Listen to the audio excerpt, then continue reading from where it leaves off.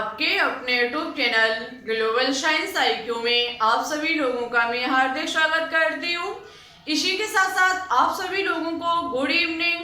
तो जैसा कि आप सभी लोगों ने थंबनेल में देख ही लिया होगा, मैं दिशा यादव आज आपके लिए केमिस्ट्री का मॉक टेस्ट नंबर 10 लेकर के आई हूँ, जिसमें आज हम आपको केमिकल बॉन्डिंग रासायनिक बंधन से बनने वाले top previous year questions solve कराने वाली हूँ। आज की क्लास आपके सभी मेडिकल एग्जाम के लिए बहुत ही इंपॉर्टेंट एंड कीमती क्लास है, क्योंकि आपके एग्जाम में हर ईयर केमिकल बॉन्डिंग से एक ना एक क्वेश्चन अवश्य ही पूछा जाता है।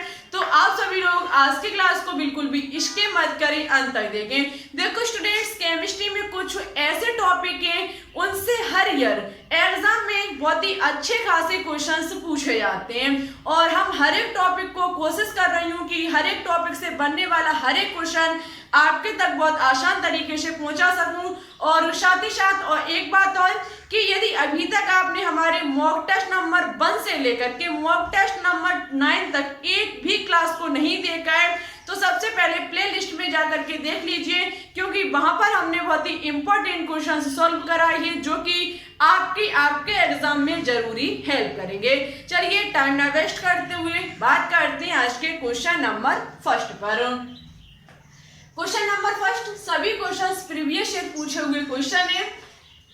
अमोनिया अण के नाइट्रोजन के संयोजी कोष में इलेक्ट्रॉन की संख्या है।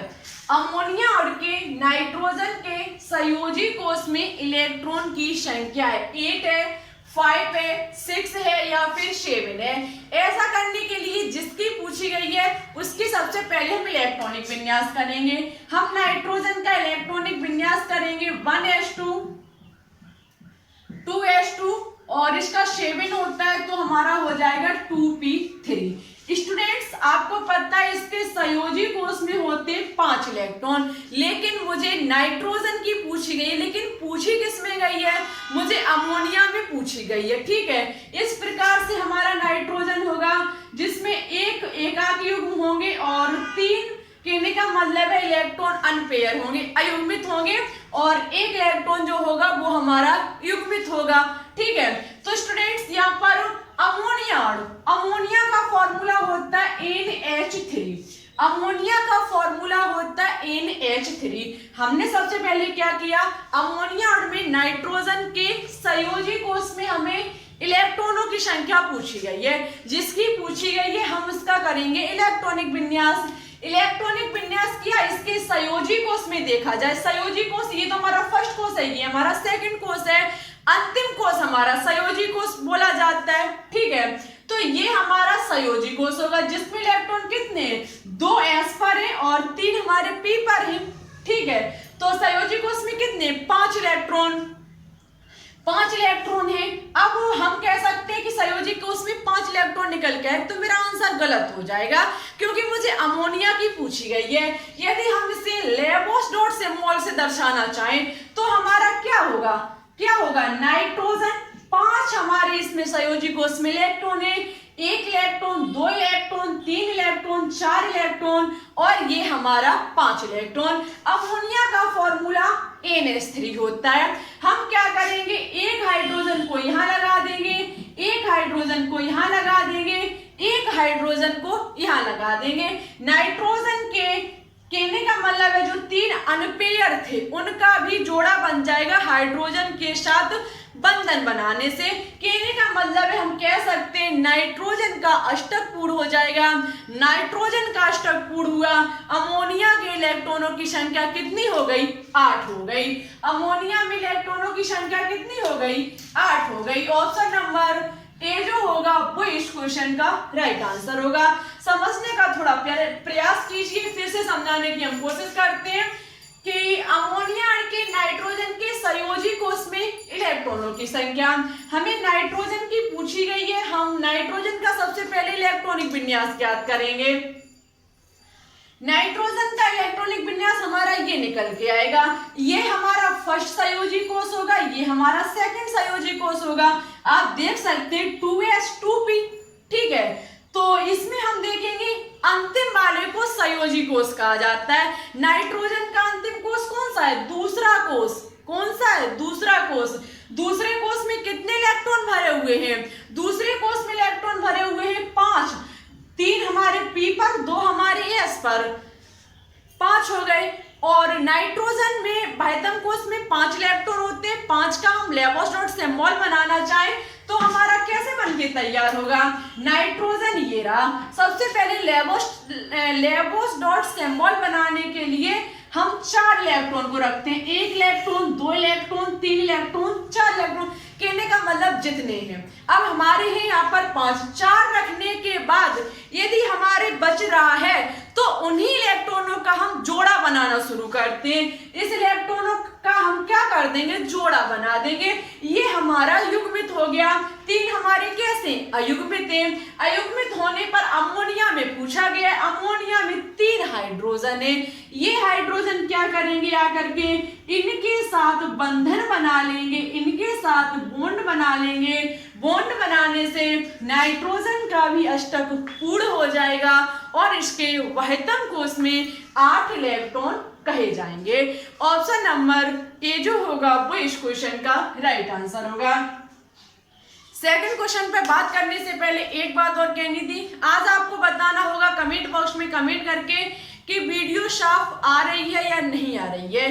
क्या पहले से वीडियो में कोई दिक्कत है? आप बता दीजिएगा, क्योंकि देखो रीजन ये है आज हम जो वीडियो बना रहे हैं वो खुले रूम में बना रहे हैं। ठीक है, आज हम गेट खोले हुए हैं, वैसे लॉक करते थे लेकिन आप समझ सकते हैं बहुत ज्यादा गर्मी पड़ रही है। गेट खोले फिर भी पसीना टपक रहा है, लेकिन हमने सोचा है कि देखो कल आपकी दोपहर में क्लास हुई, इवनिंग में नहीं हुई। इसका रीजन यही था कि दोपहर में क्लास में इतना ज्यादा सर दर्द होने लगा कि हम इवनिंग में क्लास नहीं डाल पाए।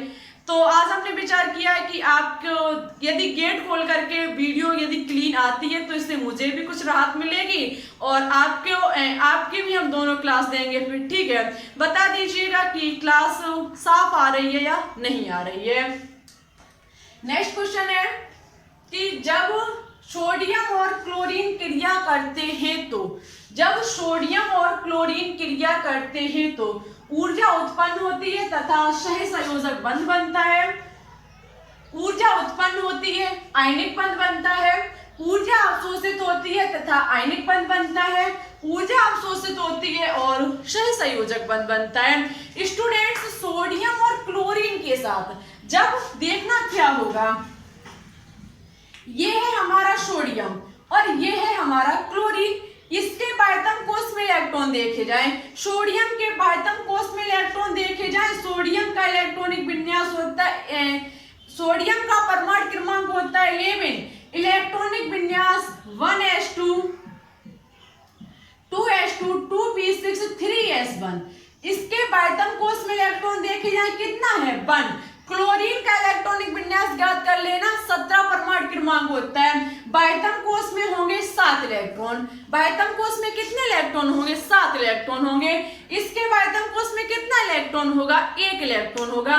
स्टूडेंट्स, आपको पता है प्रत्येक तत्व चाहता है कि उसके बाह्यतम कक्ष में 8 इलेक्ट्रॉन पूर्ण हो जाएं और वो स्थायी विन्यास ग्रहण कर ले।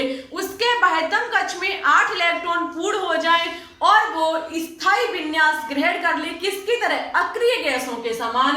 यदि यहाँ पर सोडियम का देखा जाए तो फर्स्ट कोष में 2 इलेक्ट्रॉन, सेकंड कोष में 8 इलेक्ट्रॉन और थर्ड कोष में 1 इलेक्ट्रॉन। यदि स्टूडेंट्स ये 1 इलेक्ट्रॉनों का दान कर दे, यदि ये 1 इलेक्ट्रॉन का दान कर दे तो इसके बाह्यतम कक्ष में 8 इलेक्ट्रॉन पूर्ण हो जाएंगे। यदि ये अपने में से 1 इलेक्ट्रॉन का दान कर दे तो इसके बाह्यतम कक्ष में 8 इलेक्ट्रॉन पूर्ण हो जाएंगे। स्टूडेंट्स, बहुत ज्यादा गर्मी है, हम कोशिश करेंगे कि आपके 10 क्वेश्चन को सॉल्व कराएं, लेकिन मुझे नहीं लगता कि हो पाएंगे। बहुत ज्यादा गर्मी है, रूम में वीडियो बना रहे हैं, पीडीएफ नहीं है। पीडीएफ बनाते तो हम खुले छत पर वीडियो आपको दे सकते, बंद रूम में वीडियो बनाना बहुत मुश्किल काम है इस गर्मी के मौसम में। फिर भी हम आपको रेगुलर क्लास देते हैं। आज बहुत ज्यादा गर्मी है हमारे यहाँ, तो हमारी कोशिश रहेगी कि हम इन बोर्ड पर लिखे हुए क्वेश्चंस को ओनली सॉल्व कराएंगे। उसके लिए सॉरी, जो हम आपके आगे क्वेश्चंस को कल करा देंगे। ठीक है, हमारी भी मजबूरी है, कल से सर दर्द हो रहा है, फिर भी हम आपके लिए क्लास लेकर के आए। तो आप थोड़ा मजबूरी समझ करके कल आपकी क्लास को हम पूरा कराएंगे। ठीक है, आज हम 5 क्वेश्चंस को सॉल्व कराएंगे और कल की क्लास में हम आपके 6 क्वेश्चंस को सॉल्व करा देंगे। आपको पता है बहुत ज़्यादा बीमारी फैली हुई है, तो इसलिए पढ़ाने के साथ साथ मुझे अपना भी ख्याल रखना होगा। ठीक है, कल हमारी कोशिश रहेगी दोनों क्लास डालेंगे, हम कुछ व्यवस्था करेंगे। ठीक है, इस गर्मी के मौसम में हम ऐसे वीडियो डालेंगे, तो जब तक 15 दिन 20 की और गर्मी है इस पर तो हम हालत खराब हो जाएगी। हम कोशिश करेंगे कल से पंखा चलाने की। ठीक है, तो देखो स्टूडेंट्स, ये सोडियम, इसका परमाणु क्रमांक जो होता है वो 11 होता है। इलेक्ट्रॉनिक विन्यास 1s2 2s2 2p6 3s1 होता है।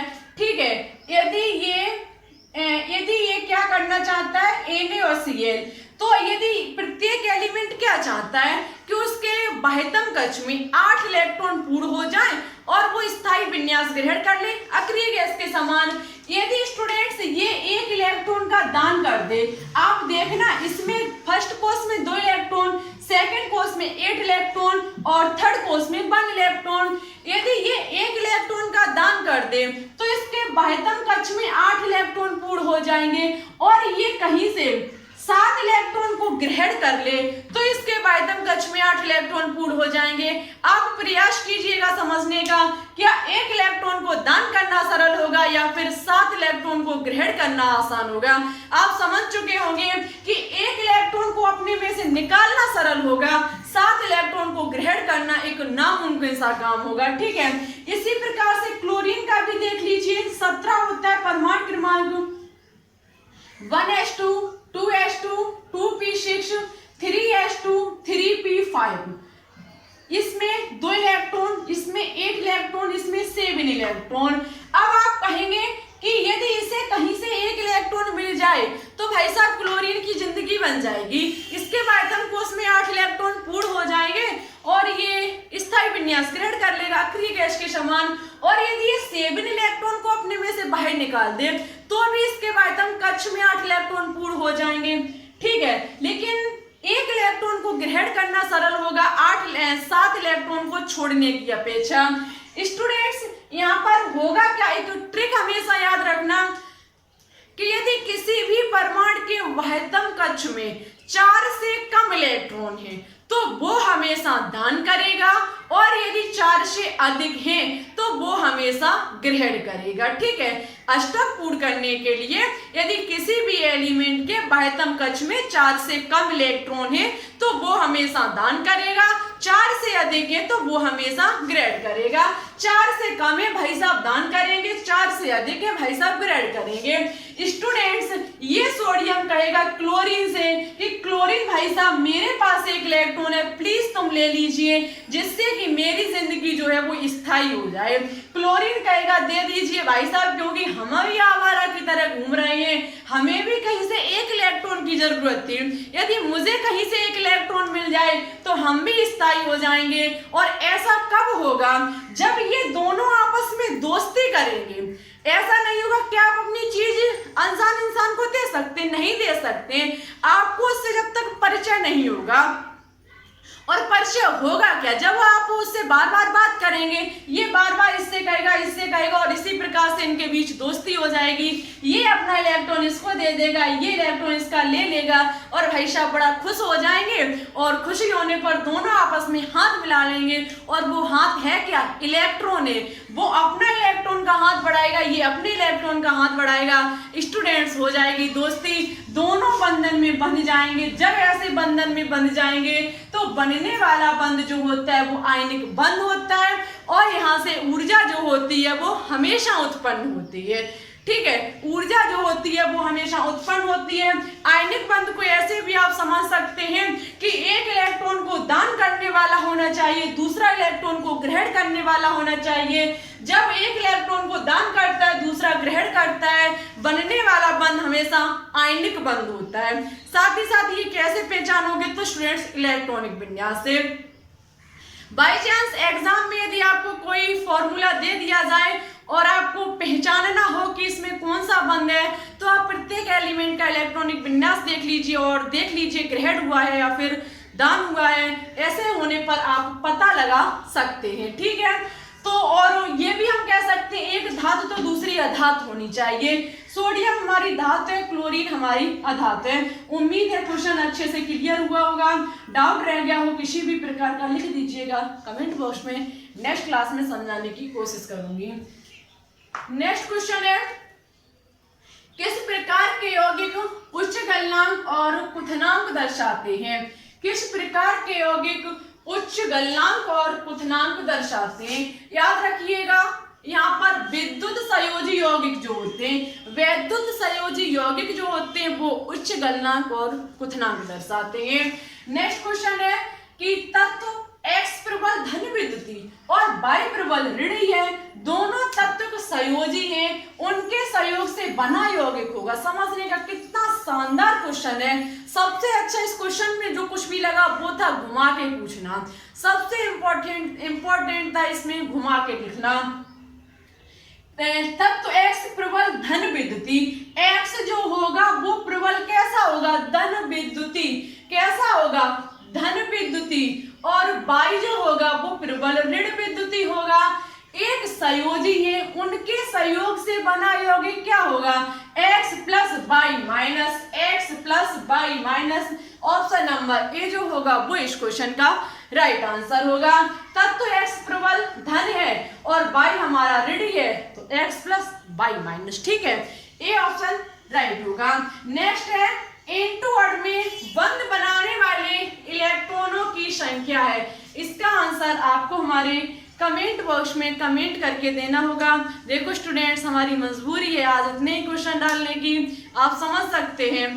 ठीक है, हमारी कोशिश रहेगी नेक्स्ट क्लास में क्वेश्चंस और सॉल्व कराएंगे हम, और लाते ही हमेशा 15 क्वेश्चन है, लेकिन 15 क्वेश्चंस लिखे हुए हैं, बोर्ड पर उतरे थे तो सच बता रही हूँ, बोर्ड के सामने खड़े हैं, कोशिश यही थी कि 10 क्वेश्चंस तो सॉल्व कराएंगे ही, लेकिन नहीं करा पा रहे, मजबूरी है हमारी। फिर भी हमारी कोशिश रहेगी आगे आपको हम अच्छे से अच्छा कंटेंट दें। और साथ ही साथ आपसे आज ज़्यादा से ज़्यादा रिक्वेस्ट है कि थोड़ा सपोर्ट कीजिए। देखो सपोर्ट करोगे तो हम लाइव क्लास चलाएंगे, दो लाइव क्लास चलाएंगे, दोपहर में हम बोर्ड पर लेकर के आएंगे और इवनिंग में हम PDF से डालेंगे। ठीक है, क्योंकि हम भी अब बोर्ड पर क्लास दोनों ला करके एक प्रकार से पसीने से नहा जाते हैं तो थक से जाते हैं, तो इसलिए एक PDF से डालेंगे हम और एक हम आपकी कोशिश करेंगे बोर्ड पर डालने की। लेकिन लाइव क्लास को चलवाइए जल्द से जल्द, तो गर्मी भी थोड़ा वैसी हो रही है तो थोड़ा सा प्रयास कीजिए। आप चाहो तो आज इवनिंग तक ये टारगेट पूरा हो सकता है। और साथ ही साथ पिछली क्लास में जो हमने होमवर्क दिया था कि निम्न में से कौन सा शब्द कोलाइडों से संबंधित नहीं है? ब्राउनीगत, अपोहन, अति सूक्ष्म निस्यंदन या फिर तरंग दैर्ध्य। आकांक्षा चौरसिया का कहना था कि मैम अपोहन को समझा दीजिए। डियर क्लास डली हुई है, पूरा हमने ये जो चैप्टर है हमारा पृष्ठ रसायन सरफेस केमिस्ट्री बहुत अच्छे से क्लियर किया है। आप प्लीज देख लीजिए जाकर के। आप हम रिक्वेस्ट करते हैं कि डियर अपोहन कम से कम आधे घंटे की क्लास है, हम फिर से समझाएंगे। तो बहुत कहने का मतलब ऐसा, यदि डली ना होती क्लास तो हम आपको पक्का समझा देते। क्लास डली हुई है, ज्यादा होगा आप बता दीजिएगा, हम लिंक आपके पास भेज देंगे उस क्लास की। लेकिन आप प्लीज प्लेलिस्ट में जाकर के एक बार देख लीजिए, आपके हमने बताया बहुत अच्छे तरीके से। ठीक है, और स्टूडेंट्स इस क्वेश्चन का ऑप्शन नंबर डी जो होगा वो राइट आंसर होगा। इसका आंसर बहुत अच्छे स्टूडेंट्स ने दिया है, बहुत अच्छे तरीके से। शिवू, महेंद्र यादव, हर्षित मिश्रा, इमरान अहमद, अन्नू मौर्य, प्रतीक्षा यादव ने एक का आंसर दिया था और आकांक्षा चौरसिया ने भी एक का आंसर दिया था। एक उन्होंने पूछा था कि समझ में नहीं आया अपोहन, और तो आप देख लीजिएगा। ठीक है, और आकांक्षा शंखवार का आंसर गलत था। कोई बात नहीं डियर, आप थोड़ा कोशिश कीजिए। ऑप्शन आपने बी बताया था, बी नहीं होगा, डी आंसर तरंग दैर्ध्य होगा, जो कि कोलाइड से संबंधित नहीं है। ठीक है, और क्लास कैसी लगी जरूर बताएं। कोशिश रहेगी नेक्स्ट क्लास में क्वेश्चन अच्छे से अच्छे समझा सकूं, और आज भी हमने कोशिश की है कि हर एक क्वेश्चन को अच्छे से समझाया। इस क्वेश्चन का आंसर देने की कोशिश कीजिएगा, ना आए समझ में तो बता दीजिएगा, हम आपको नेक्स्ट क्लास में समझाने की पूरी कोशिश करेंगे। आज के लिए बस इतना ही, फिर ठीक है चलते हैं। अपना ख्याल रखना, अच्छे से स्टडी करना। वीडियो अच्छी लगे तो लाइक कर देना, दोस्तों के साथ शेयर भी कर देना। चलिए चलते हैं, और कोशिश कीजिएगा शाम तक 1K सब्सक्राइब को कंप्लीट कराने की। Thanks for watching this video. जय हिंद, जय भारत।